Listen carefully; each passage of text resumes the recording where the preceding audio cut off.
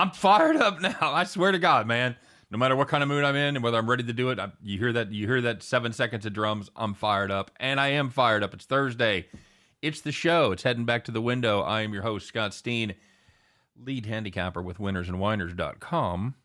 And I'm your co-host, Scott Reichel, senior handicapper of winnersandwhiners.com. And together we do this every day, 3 p.m. Eastern, 2 p.m. Central, as we guide you on your journey to head back to the window. Good to be here. We've got some regulars in the hizzy. We have James S. is in the house. Says really appreciates the free information. Had the Buffalo game earlier. Based it off the article over there at the website. Yeah, there you go. We probably don't talk about the website enough. It's definitely the straw that stirs the drink. Winnersandwhiners.com, our sister site over there at statsalt.com, where you can find some of Reichel's finest work as well. So very good. Thanks for the kind words, James. Bryce Multane in the house. How do we like the Stanford game tonight? We will get to that. JC Stone, we're ready to rumble. That's right, baby. It's Thursday. 5 waiting like 1 smash. Let's go, JB. You keep them on it, brother. Brandon Cooper says, let's get it. Magellan Sports, the farm keeps cashing. That's right. We're going to have to buy another fucking combine, Scott. We got a lot more farmland, buddy. So, yeah, there you go. Beans and cornbread. What's up, man? Matty Dig himself discovered you guys yesterday. You're killers. Thanks, Matty. We appreciate it, man. Welcome aboard. Tell your friends. How'd your day go yesterday, Skeets? It was kind of a classic, I'd say, YouTuber recap where you hit everything that nobody else saw you hit, and then the one play you gave out. Of course, you know, if it was a player prop for the farm, usually I'm kind of the heads of that operation just because that's usually how it goes. So the farm play worked out well. Well, you get up and you're staying up all night and doing the research because you're doing your thing there a couple of days a week where you give out the player props. So yeah, I have a player prop like podcast, I guess, to peer on. So I had some research done already, but that worked out. Unfortunately, I hit everything except for the Jazz, and shocker, I gave out the Jazz as my play of the day. Jazz hands, they weren't doing enough scoring late, so they blew a 12-point lead with, I don't know, 5 minutes to go. AD got injured. They still fell apart. So that was a pain in the ass. It sucks, dude. That sucks. It's what it is. We did all right. I was this close from having the perfect 6-0 night. 2-0 premium, went 2-1 on my plays of the day on the deep 3, and it was a bad deal. Northern Alabama, Eastern Kentucky. Northern Alabama had 2-point lead with under 10 seconds to go, and they called a terrible goaltend call where they clearly got it before it hit the backboard on a layup, and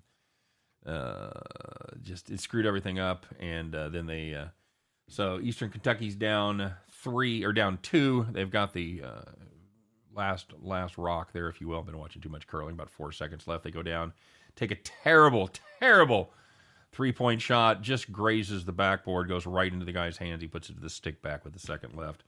On to overtime we go, and that was our only loss of the day. So other than that, you know, a 5-1, you know, you take that all day, but I wanted that perfect day. So anyway, all right, let's get to it. Of course, don't forget, guys, to like, subscribe, do all that stuff.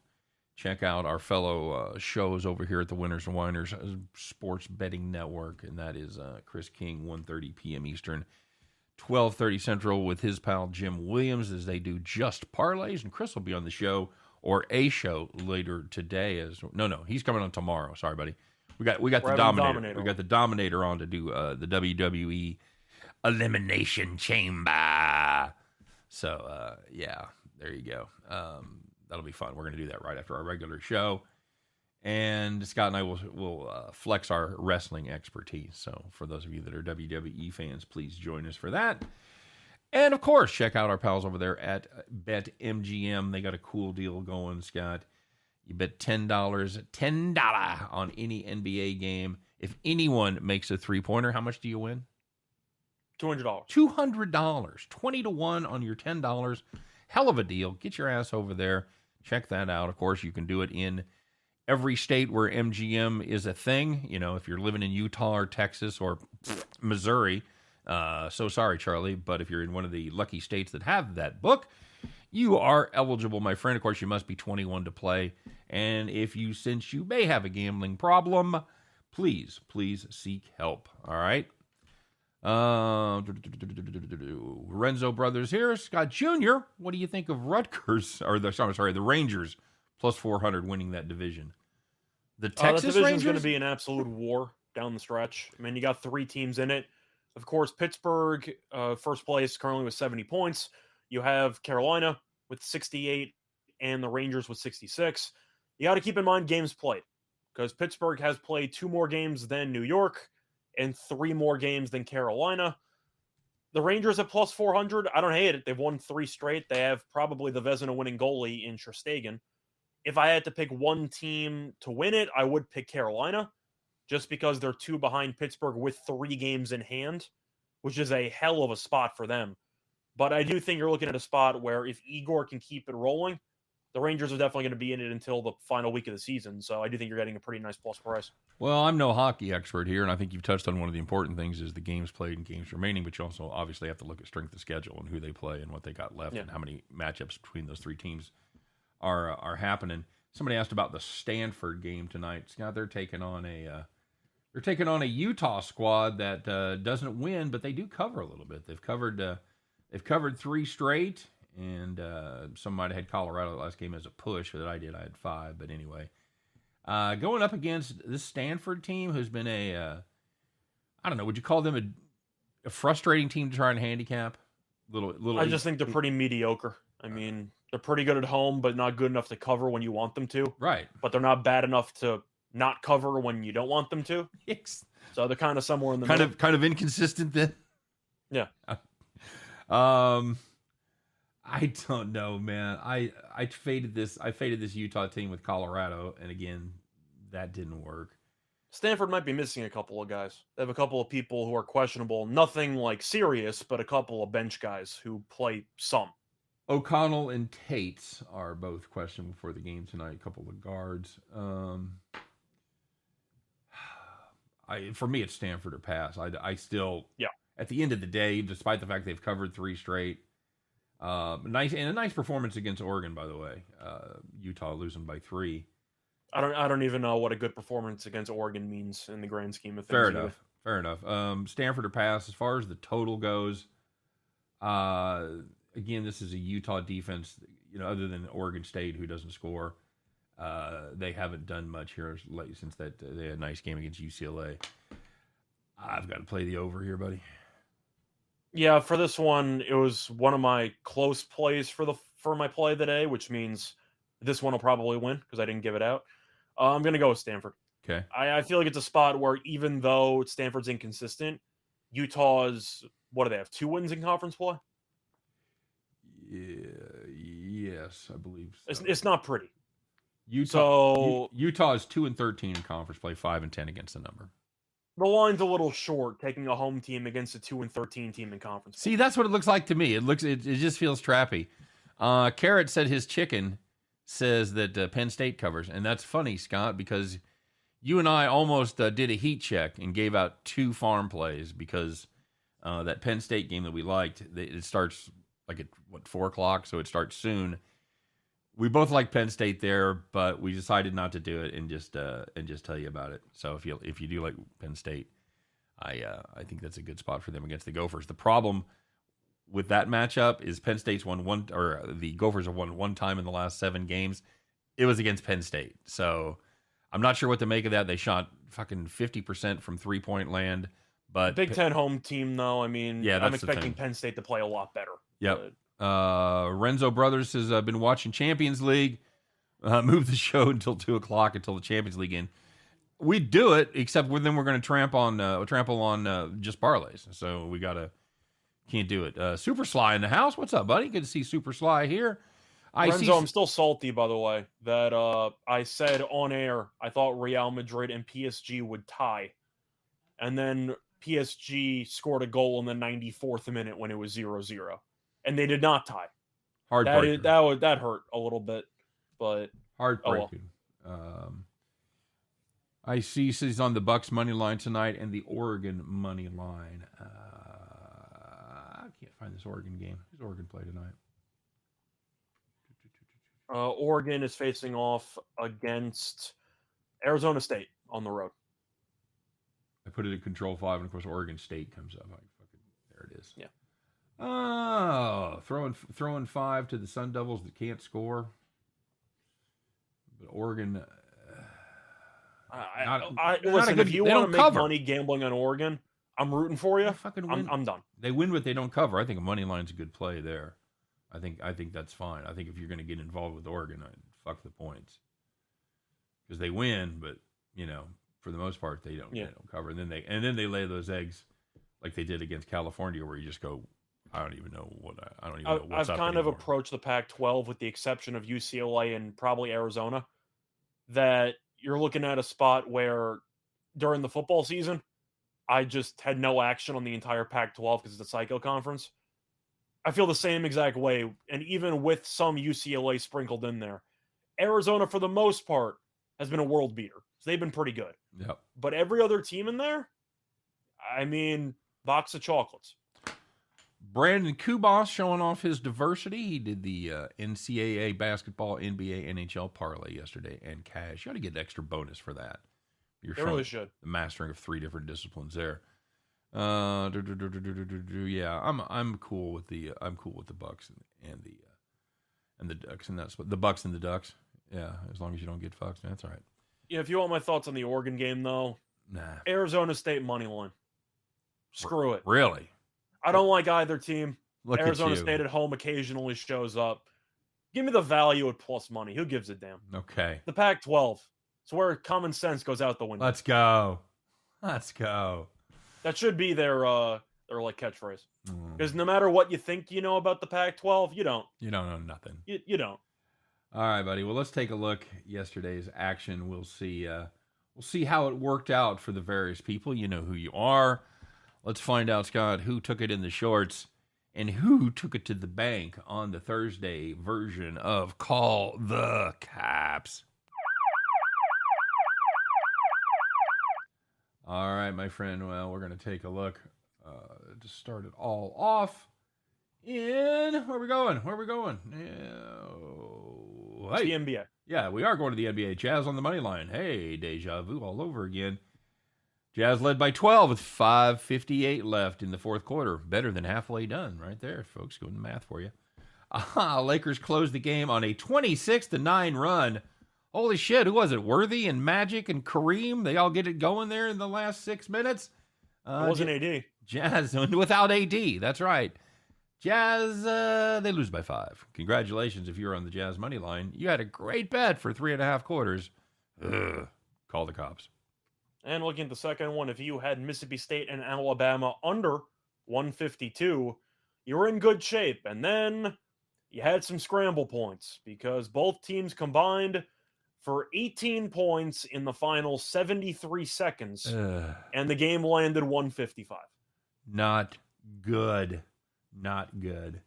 And here's a similar game to the one I was telling you about. This is George Mason and St. Joe's. If you had under 140, it was 64-62 with 1 second left. Congratulations, you beat the line by 14 points. You're a good capper. St. Joe's layup at the buzzer. Congratulations, everybody. You know where we're headed. We're headed to undertime. No, we're not. We're headed to overtime. Sorry, fuckers, if you had under 140. Game landed 145. Time to call the cops. Yeah, overtime again in college basketball. Not good. It deserves its own segment. It really should. We should have a segment called "They Don't Call It Undertime." They don't call it undertime, and we just only talk about games that went over and overtime. Brutal, just absolutely brutal. And the bad part is, it's you had it capped right. You just anyway. Well, there was some good news out there. These are the people that had it capped right, and nothing happened. Nice, boring victories. Nothing better. Hey, man, you were sitting in the rocking chair, weren't you?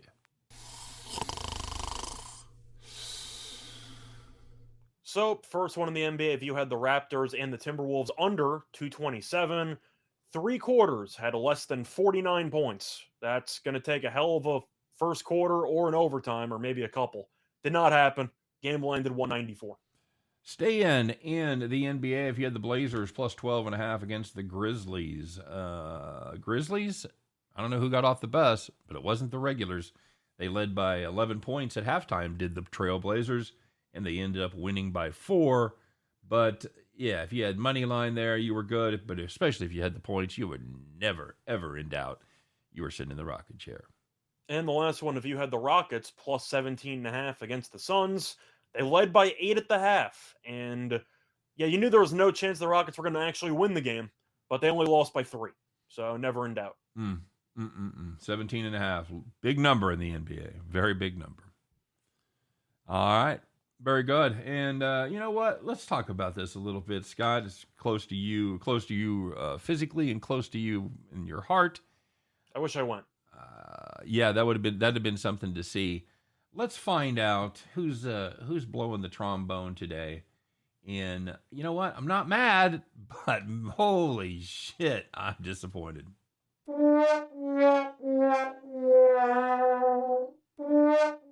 Almost. Get 1.5. I'm going to let you talk about it, Scott.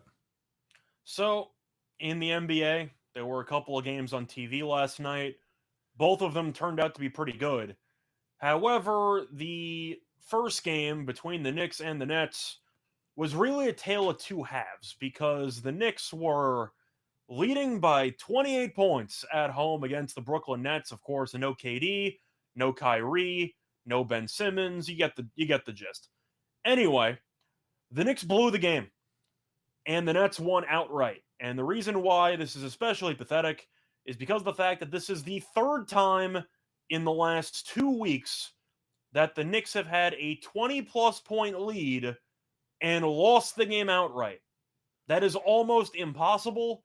I believe it is the first time in 25 years that a team has done that in the span of a month. Fire up Elias. Are you subscribe to the Elias Sports Bureau? I do not. I don't either. Yeah, I let ESPN just tell me their random stuff like 2 times every week. I follow on Twitter though, so that's close. You find out a lot. Okay, that counts. Like That's I wish I had a bureau. That's awful, dude. That's just. I didn't know how you do that. How'd they do it, Scott? I didn't watch that game. How did it go? They got extremely stagnant offensively. Randall at 30 and 10. He had most of it in the first half. And the fourth quarter, they got outscored by, I believe it was 17. But they just stopped.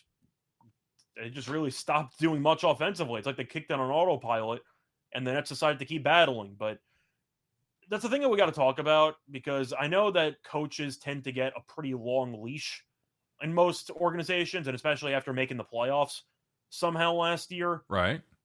Thibodeau has to be fired, right? No. I mean, you can't blow 3 separate 20-point leads in the span of 2 weeks.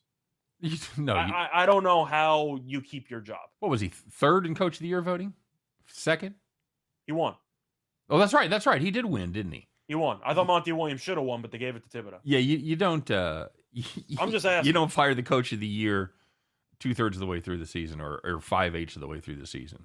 I just don't know who else you blame for this many blown leads of 20-plus points. Well, blame him and have him fix it. You're not going to fire the coach. Okay, I'm just throwing it out there. Yeah, no. That I am curious if the Knicks are this big of a disappointment because they had expectations for once in their lives. You got to at least consider the notion. Okay. In my opinion. We'll see how they end up. I think that's going to tell everything. Define end up. Like, they're clearly not going to make the playoffs. Like, their odds to miss the playoffs are minus 5,000. You're going to need a rally, buddy. I don't need anything. No, I'm living the dream. No, they're not going to. They're most likely not going to make the playoffs. But if they've got to put together some sort of finish here that makes it look like they're engaged and have a future going forward, and they at least have the right pieces. They're engaged for a half. Does that count? No, it does not. As we've learned. Ninjas minus 32. This is Gonzaga minus 32. Said way too many points. But we disagreed on how Gonzaga would hypothetically cover. Right. I said they would need to score about a hundo. Yep. To cover. They didn't get to a hundo, so they didn't cover. You talked about the defense. The defense didn't play well either. So we were both right on why that just didn't really work. What was the final in that one? I saw the halftime score. I didn't. What they win, like 88 to 68 or something? Okay. Because what did I call it? 88-55. I think so. Yeah. But the defense didn't do enough, Right. and the offense didn't do enough, so we met in the middle. Yep, exactly. Book that Vegas room already. Are you going? You going or not? Yeah, I decided screw it, I'm in. Okay. All right, good. Where are you staying? That's the real question mark. I got to check the comps. I got to see what I got going for me. Cool. All right. The thing is, I'm using the Caesars app all the time, so I keep building up reward points for using the Caesars thing. I got to see if I can redeem it for a room or something. So I'll figure it out. Eric Nesbitt talking about Rutgers at the Rack, easy money. Yeah, it is. We mentioned it. Yeah, we talked about it. That's. I thought that was supposed to be one of the banners that we had. What was that? I thought that was supposed to be one of the banners for like and subscribe. What was? I thought it was supposed to be like and subscribe where you have to fade Rutgers at home. Oh, I did that. Oh, sorry. Yeah, I didn't do that. I don't think you posted that. I didn't post it. There you go. We worked hard on that too. Thanks for reminding me. Yeah. Don't forget to like and subscribe. There'll be serious consequences because if you don't, you're going to have to fade Rutgers at home. Don't do it. Thanks for reminding me. They just win every damn home game. It ranked teams, it's where they go to die. It's so bizarre. It's so bizarre. Don't be afraid to play them on the money line either. I don't care. Unbelievable. Very good. So, all right. What else we got going on? Anybody asking about anything? What have I missed? Carrot giving me on how to save money in Vegas, hang out with the stripper and crash at her place. That'll cost you a dance or two, but that's still a good deal long term. Oh yeah, that's a positive EV play. I see people asking about Penn State. I mean, we talked about it earlier, but for the people that just showed up, we both like Penn State. Yeah. Minnesota's a damn lost cause. They're probably worse than Nebraska right now. I got a little bit of cold feet because the only win that Minnesota's had in about a month has been over Penn State. We talked about it time and time again, though. Like sometimes you can toss out the meetings, but for home court in the Big Ten, yeah, that's really all that matters. Right, because Minnesota, shockingly, was at home for that game. So UCLA minus 4.5, buddy. I know you're a big fan of those Bruins. I think they're good. I think that I might have overrated them earlier in the year. Washington State's been a team that hangs in there. Do I think they're going to cover? UCLA still has fans at home, right? That wasn't a one-time thing against Arizona. I don't think so. No, as far as I know, I mean they had fans at the Super Bowl, right? So yeah, I think, yeah. Let's say yes. It's a really tough spot here. I don't really have an opinion, honestly. I feel like this line's where it should be. I feel like this is going to come down to the wire with the point spread, not the game itself. UCLA should win, but. Do you think Washington State's going to actually score against this defense? Well, you can ask the same thing about UCLA because Washington State will grind you into dust, man. You know, the only team that's put up more than 64 in the last month and a half or so has been Arizona. So, yeah. Do I think if UCLA doesn't get to 70, are they going to cover? I don't think so. I think Washington State can get.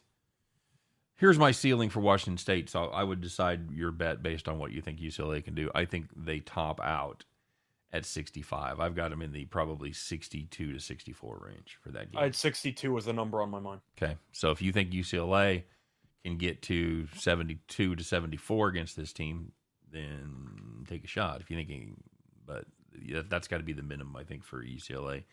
And I don't know that they get there. I'm probably leaning. I like the under. I'll play the under here, but I'll take a small shot at Washington State plus 9.5. Yeah, Jason Stone says Washington State will be lucky to get to 58, and that's possible. That's certainly possible. I like I said, I got them a couple buckets higher than that, but you know, it certainly could hit below that. I think I'm looking maybe at a team total under for Washington State. Maybe. I mean, you're looking at about 60. I mean, it's about 69 to 60 if you want to go for projected scores. Yep. Which is basically what we just said with UCLA getting to 70. So it really does seem like that's where the line should be, right? I mean, it seems like the total and the sides are pretty on the nose. Yeah, I think so. I think that's a pretty sharp line. I think, put it this way, I think there's more inefficient lines out there that you can find, just from my standpoint. Jacob Houston, IUPUI, team total under 54.5. Last time they played Bobby Morris, they hung a 49 on him, Scott. Ooey pooey. If you want my hot take for this game, I actually don't mind Ooey Pooey plus the points. Ooey pooey. Really? I mean, I said I liked them plus the points against was it IPFW, Yeah. and they covered in that one. Do I think Robert Morris should be laying 15 To anybody. No. So on principle, I'll go with IUPUI and pray that it turns into an absolute rock fight for both teams. So IUP On the bright side, but if it is a rock fight, IUPUI has been building rocks the entire season, so they should have an advantage. should have plenty of rocks. Okay, so let's see. They have gone 6, 8, 11. They've topped that total 3 times in 11 games. Have they gone over 54.5? Yeah. And they played a home game against Robert Morris and put up 49. How much did Robert Morris score? 6, so it landed 115. Came under the 123. Now Bobby Morris is at home. Yeah, I don't want any part of this. It's very tough to beat a team twice in the same season. Shut up. I'll tell you what, out of all the plays there, I probably do like IUPUI team total under the best. On principle, like I just can't lay 15 with Robert Morris. Fair enough. That's just next level. Fair enough. We count money over here. It says UCLA by 15. I believe that's close to the camp you're in, isn't it, sir? It's where I'd be leaning, but once again, it's a line that I just think is going to be right at the end where it should be. Michigan, Iowa tonight, Scott. The Hawkeyes. Oh, Michigan's such a pain in the ass, man. Like they beat Purdue. You think maybe they're back on track. Right. And they lose at home to Ohio State. Yeah. And now I don't know what the hell this team is again. Iowa at home's been very good. Like most Big Ten teams, they're 13-2 at home. Michigan 3-6 on the highway. Big Ten at home. Give me Iowa. I have no idea. I think so too. Although my problem with this Iowa team at home is they've played jack shit. The one team they played that was decent was Purdue, and they lose by 10. So yeah. I don't know if they're good at home, or I don't know if they're good at home against bad teams. So we'll see what happens. Is Michigan a good team? I have no idea. Flip a coin. Yeah. Tails never fails. Yeah, exactly. Except when I knock over the mic. But other than that, yes. It's yeah. That might have been one of the last things I got right, by the way, when I said I liked the coin toss, sharp money on the heads. There's heat coming in on the heads. Absolutely. Heat coming in on the heads, man. It's a weighted coin. Wilmington tonight. It's Wilmington every night. Getting 3 at home. I actually like Towson a lot as a team. I think that they're really good. But on principle, Wilmington's 11-1 at home. The thing is, they're 8-2 ATS at home, but Towson's 10-2 ATS on the road. It's a coin flip game. I'll take plus money on a coin flip. Okay. You? Yeah, I'm with you. I feel the same way. UAB laying 14 against the Rice. The Rice, a team that's gone 1-9 against the number versus winning teams. But UAB had a no-show last game, right? They lost outright to I'm trying to remember who the hell they were playing against. Was it Old Dominion? Yeah, they lost by 9 at ODU. Yeah, I wrote an article about that game. I was trying to remember which team. Okay, it was Old Dominion. Yeah, they're 7.5 point chalk and lose outright by 9. Just ridiculously stupid. Yeah. So I'll look at UAB, but I mean, you're hoping after that no-show against Old Dominion that the coaching staff will light a fire under them and they'll be extremely focused for this matchup. I'll go with UAB as a result, but that's pure speculation on my part. You? Well, as with most UAB games, I like the over. Okay. But I think you'd agree, though, that when you're a team that's pretty good in conference and you have that bad of a showing against a team that you probably should beat, usually you see a little bit more focus and effort the game after. Yeah, and they do have a game this season under their belt. It was a home game for Rice, and Rice covered the number. They lost by 5 as 9 point dogs. So,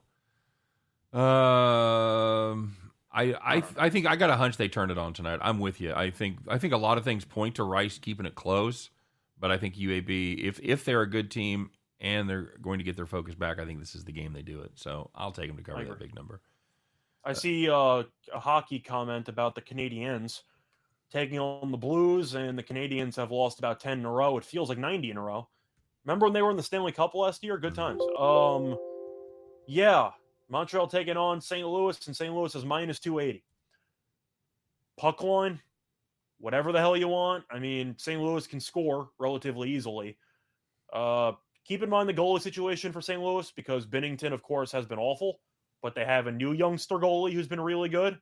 So you hope he's in between the pipes. I mean, Montreal sucks. I mean, what is there to say? They're the worst team in the league. Mm-hmm. Right? And they're not getting any better, it would appear. They're not turning things around. Somebody asked us about USA. My snap reaction when I hear USA is to back the under. South Alabama going up against Coastal. Yeah, I'm definitely on the under there. As far as the side goes, I'd look at Coastal blindly just because South Alabama's 3-7 on the road straight up. Coastal's 10-5 straight up at home, and of course with a +1 spread, you're basically only looking at money line stuff. So I think Coastal at home is pretty live. I'm okay with that. Roland G says UMKC versus South Dakota over 140.5. Cash that ticket. Okay, cool. Okay. We'll see. North Texas. Bryce Multane wants to know about. Wait, hang on a second. UMKC. That's Kansas City. No, I know that. They're playing South Dakota? Doesn't sound right. I don't have their schedule. You know their schedule? I thought they were playing North Dakota. Are they? Let's look. At least I thought they were. Yeah, they're playing North Dakota. Oh. Okay, so it was North Dakota, not South Dakota. I thought I was seeing things. Okay, cool. Yeah, I don't mind that either. Just for clarification, it is not South Dakota. No, you're right. You're right. Yeah, it is 140.5. So that's right. You know, this is a Ruse defense that had been a lot better earlier in the season, and they're still. The offense has gotten better, but the defense has gotten worse. That's right. That's exactly what's happened. Is the offense has improved just a little bit, but the defense is kind of let them down there in conference play. Meanwhile, defense for North Dakota pretty much non-existent. This one hit 153 last time. I'm not sure this game's going to be played, guys. Definitely double check that. Whoever asked us about that, whoever said that, Roland, I think, because we've had a pretty serious snowstorm here. So make sure that one's going to go. And make sure North Dakota can get in, because I think there was a snow coming from the north. So I don't know what the airport situation is or how that worked out. So definitely double check that. Oh, fun fact, the game's in North Dakota. Oh, that's right. I'm sorry. You're right. They played here last time. Yeah, well, it's North Dakota in February, so I'll definitely make sure it's going to be played. But if I don't give a fuck there, man. They're like, well, take a sled or something. You need to get here. I'm like, okay, cool. Montana -6 versus Idaho. I've got a premium on that game, Scott. I'll let you talk about that. I'm really confused by the line movement there, because it was, I want to say 7.5 on the overnight. I don't think it ever got to 8, but I think it was 7.5. And money's coming on Idaho. And Montana on the road has been a mess. They're also not very good at rebounding. Is Idaho good? No. Are they good enough to cover? I have no idea. I guess I would lean Montana because they're the much better team. But Montana's also been kind of psycho. So I'll lean Grizzlies, but not really. Does that make sense? Grizzlies. That's a... I mean, Idaho is terrible. Like, if you want to take points, sure. But, I mean, Montana, if they're focused, they should win the game pretty handily. Yep. As far as the side goes, it's really it's about what defense shows up for the Grizzlies for me, about whether they can keep it close. If Montana, the good defense shows up, it could be a struggle for the Vandals, but they can shoot. They're a decent shooting team. They're a decent shooting team from downtown. So Grizzlies will have to D up in that one. North Texas. North Texas. Going up against This is a very FAU. interesting spot, because I have to ask, is North Texas the only D1 team that's still undefeated on the road? I will have an answer for you momentarily. Start talking. I highly doubt you'll find another one that's undefeated on the road. They're 6-0, 4-1-1 ATS on the road. Florida Atlantic is 13-3 at home, 10-3 ATS. So you have two teams that are actually really good in this environment. So, which I find kind of fascinating, but Strength versus strength. I'm going to go with Florida Atlantic. I like the fact that they're 8-2 ATS in their last 10 games. Gonzaga is also 4-0 on the road. North Texas is 6-0 on the road. And they are the only two undefeated road teams in D1, Scott. So, as far as this one goes, obviously, I'm always a big fan of any team that plays defense. I feel like there's just a lot of coin flip games. So kind of what the feeling is. But if you're going to give me plus 2.5 with a pretty good home team, and this game, I think, should be a rock fight. I mean, I think you'll see an under, especially with North Texas's pace. I mean, they love to play slow as hell. So I'll go with the under, and if I'm going with the under, I'll take the points. Yeah, FAU at the end of the day play decent defense. They don't play as good a defense as North Texas, but I think their offense is far superior, and I think they've certainly been playing better lately. So yeah, I'll take that with FAU there as well. Santa Clara tonight, Scott. Kenny Ramonde. I probably butchered that horribly, and my apologies in advance, Kenny. Right. I mean, I don't think Loyola's any good, so I'm going to go with Santa Clara. Well, that is quite a thorough breakdown, sir. Very. But, I mean, Santa Clara hasn't been atrocious on the road. They're 3-4 straight up. They're 4-3 ATS, but I mean, Loyola has a losing record at home, and they're 3-7 ATS at home. So some of these teams, home court matters, and some of these teams, it really doesn't. And Loyola seems like a team that it doesn't matter how many fans show up, they're not going to play well. At least that's been my takeaway from this team. Yeah, they were unable to stop them when they played a couple of weeks back. Santa Clara shot 54% from the field and 40% from downtown. And they just clamped down on this Loyola team. They win by 19. Again, you can't really base too much on the previous hits, but putting that together with the fact that this is just a dreadful Marymount team that's lost 7 straight. Yeah, even though you're laying a little wood there in a conference home game, a conference visiting game. You talked about them being the only team that's 6-0 or better on the road. Sure. Give me the Gauchos. Not the Gauchos. Santa Clara. No, the Broncos. Broncos. Sorry. Santa Barbara's the Gauchos. Oh, sure. Of course. Anything we missed here? NBA picks that we like tonight wants to know, Maddie. Great question. Well, we have one for later. We do. We do have a little NBA farm rocking there, Scott. Your Nets on a back-to-back against a Wizards team that's also on a back-to-back. Also on, as I was going to say, also on a back-to-back, also not good. It didn't stop them from going down to the Nets or to the Knicks last night, but this is a Brooklyn team. We've talked about it before. They've been dreadful for bettors at home, 6-20 against the number. For what did they start 0-12 or whatever it was? It was an awful start. Wasn't good, but the thing is, you're looking at a spot where, based on the current rosters, I know that Kyrie played in the last meeting, but the Nets were missing about half their team. Do you think this Nets roster right now is better than this Wizards roster? I think it is. Yeah. Without Beal and without Porzingis, yeah, they don't have anybody. I mean, Kuzma's good. That's it. Yeah. Like, the Nets don't have a great player, but Patty Mills is usually pretty good. Seth Curry, they got Drummond, even Cam Thomas was good. Can I go off on a side rant here real quick? Yeah, if you want to. Well, Ben Simmons has been traded, and he's still out. And why is he out, Scott? What's it officially? Why is he out? Is it conditioning? Conditioning. Okay, so here's my rant. You haven't played basketball since July. When did the finals end last year? July. It was late. It wasn't the finals. They lost to the Hawks in the second round. Right. Okay. Since the playoffs ended for you. Very good. So he's been practicing, so why can't he just play? You've had all that chance to keep yourself in shape. I know, yeah, he's not in game shape. He's not. Fuck it. Do stamina drills.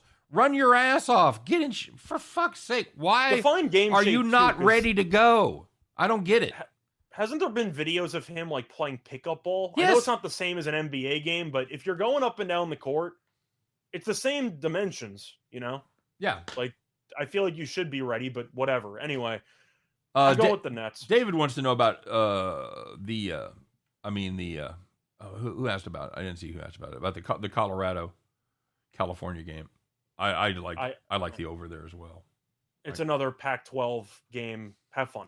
Well, you just don't watch the games because you're on the East Coast, but it doesn't matter watching the games. It's a matter of telling that every team's a bunch of psycho teams. Milwaukee laying what seems to be a pretty short 6.5 to Philly. Hello, psycho teams. What about the 76ers there, buddy? This is my okie doke special of the night. I like Philly plus the points. Okay. They could easily get buried. Don't get me wrong. Like we saw them lose by 48 last game to Boston. But the fact is, I think this is a very good buy low spot for a team that got embarrassed on national television. And I feel like if the Sixers had lost to the Celtics by, let's just say, 3, what would Milwaukee be favored by? Maybe 3? 4? No, I still think less than that. I think 4.5, 5. Okay, so you think that the blowout only resulted in about a 1.5 point bump? I do. I just think it's inflated, but at the end of the day, I think that the Sixers are still professionals. They got embarrassed. I think they'll show up with a lot more energy and a lot more focus on this game. And Milwaukee, I know they're the better team. Giannis had 50 last game. They struggled to beat the Pacers. Like, they needed all 50 from Giannis. Like, they didn't play well. I'm going to take the points just because I feel like Milwaukee's too obvious, and I think it's an okie doke. No banana in the tailpipe for Scott Reichel, everybody. I don't hate that because this is a Milwaukee team on this homestand. Lose by 15 to Portland, play lethargic against Indiana. Besides Giannis and his 50, they still didn't cover. So if Giannis goes for 50 and you don't cover, fuck, I don't know what your answer is. I'm okay. Embiid might go for 50. Like I don't know. I think Embiid and Giannis might go head to head and just both put up 40. All right. Yeah, I'm all right with that. I would take a spin at Houston plus 11. I'm still not convinced about the Clippers. You? I'm with the Clippers. I think it's a bad scheduling spot. Houston had a back-to-back after facing off against Phoenix. The Clippers, the team isn't very, talented on paper, but Ty Lue is a hell of a coach, man. I mean, the fact that this team's even near 500 is an unbelievable job. You hated Ty Lue. I know. You hate Ty Lue. Don't. Time out. No. I hated him in the first series and a half of the playoffs last year. Oh, fuck. This is revisionist history. And I turned a corner. I just realized he's very good. It just hit me. I realized, no, this guy can actually coach. I was wrong. I'll hold the L in that. That was my bad. All right. Ty Lue is actually a very good coach. All right. Jay Seaton asking about Miami and Charlotte. Scott, you ready? Well, I like Miami on the side. Okay. We had the perfect segue there, buddy. Yeah, I know. I like Miami on the side. Okay. But yes, I'm ready. Let's go. God damn it. All right, let's get to it. By the way, somebody gave me shit for saying that yesterday, and I for saying what? God damn it. So I probably that's where they draw the line. I don't know. It's because it's technically a violation of the he said the third commandment. So, which I always thought was don't take road dogs in conference games, but I'm apparently wrong. So. I mean, the first commandment is don't fade Rutgers at home. I mean that's got to be on the short list of the gambling commandments. But all right. Well, to everybody that I offend, of course, on a daily basis, I'm sure. Sorry, I'm an old man who cusses. It's how it's going to be. So, hey, let's get to it, guys. Let's get ready to survey our property, shall we? It's growing by leaps and bounds. It's time to put on your overalls. It's the Good Thursday overalls. You probably wore them yesterday. I don't care. Leave a strap down. Fuck it. You're not going anywhere. It's too cold out there. Climb aboard that John Deere. Adjust your straw hat. Pull out your lucky rabbit's foot keychain. Stick them in and fire that bad boy up because it is time to bet the farm.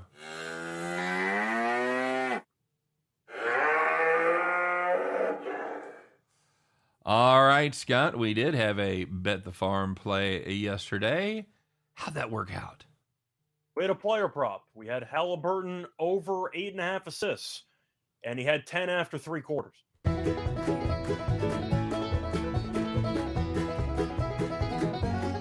Yeehaw! I haven't been so happy with Halliburton since Dick Cheney was in charge. Thank you. Good night, everybody. Scott, tell us. What do we got for Bet the Farm tonight? So we're going to go to the NBA, and this is going to sound a bit dangerous because one of these teams you generally don't want to bet unders with, but we're going to do it. It's going to be the Heat and the Hornets, and we like the under 226.5 at -110 on BetMGM, mostly because of Miami. Each of Miami's last 8 games have had less than 226 points. The Nets game that they had landed exactly 226. All the other games were pretty much either 210 or really just below. They have a lot of low-scoring games. Miami, great team to bet unders with. They're ranked 6th in defensive efficiency and 29th in pace. So I expect them to try to slow it down. This is going to be the 3rd meeting this season. And each of the first 2 meetings have had less than 214 points. And the under is 23-9. In the last 32 meetings in Charlotte. That is a huge sample size. I like the under. I do think you're going to end up seeing Miami dictate the pace. They'll play good defense. And I know the Hornets game had 240-something last game. Reminder, you had 30 points in overtime. So that game was headed under against Minnesota. I think this line's a bit off. I expect this to finish somewhere in the 210s. Dangerous game.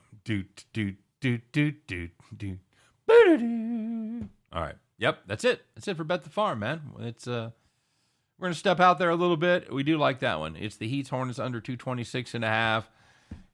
-110 over there from our friends at BetMGM. That's going to bring it to a close. That's it for Bet the Farm. That's it for the Thursday edition. Another one in the can. Thanks for stopping by, guys. We appreciate it as always. For those of you that are wrestling heads, stay tuned. We're going to be right back with our WWE Elimination Chamber preview show here in just a minute. But until then, we're done. You guys have a great day. Thanks for joining us. Don't forget to check us out each and every day, 3 p.m. Eastern, 2 p.m. Central, as Scott and I once again will attempt to guide everyone through the forestry jungle. What?